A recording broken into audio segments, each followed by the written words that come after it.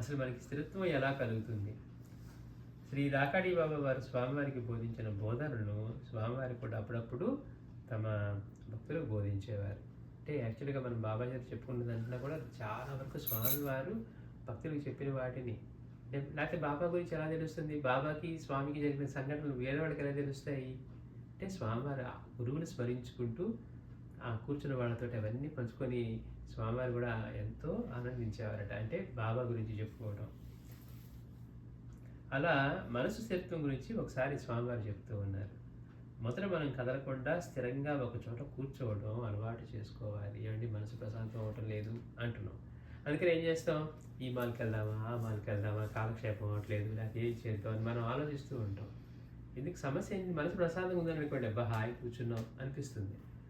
లేనప్పుడు ఏమనిపిస్తుంది? ఎట్లా కొట్లా మనకి తెలియకుండా సమయాన్ని గడపాలి. మాస్టర్ అదే అంటారు. కాలక్షేపం అంటే కాలాన్ని తెలియకుండా గడపాలనుకోవడం నిక్షేపం. అంటే ఎంత మనం ఆలోచిస్తే ఏమనుకుంటున్నాం? అంటే మనకి సమయాన్ని ఇస్తే మనం హాయిగా జీవించలేకపోతున్నాం.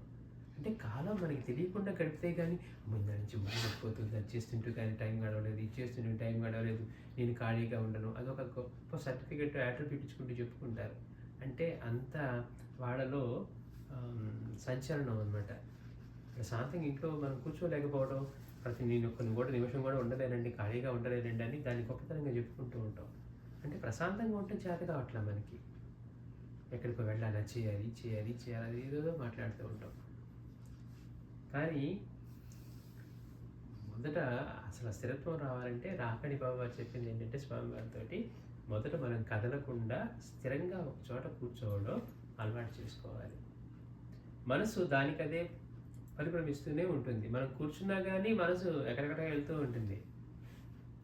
ఈ శరీర స్థిరత్వం రాను రాను మనసుకు వెళుతుంది. అంటే స్థిరంగా కూర్చోవడం అలవాటైన తర్వాత దాని తత్వం మనసుకు కూడా వెళ్తుంది అని చెప్తున్నారు. ముందంతా మనసు తిరుగుతూనే ఉంది. ఇవాళ స్థిరంగా కూర్చున్నాను కానీ మనసు పనిచేయలేదు అన్నాం అనుకోండి, ఆయన ఏం చెప్తున్నారు? మీరు కూర్చోవడం అలవాటే, అలా కూర్చుంటూ ఉంటే చిన్నగా శరీరతత్వం యొక్క స్థిరత్వం మనసుకు కూడా వెళ్తుంది.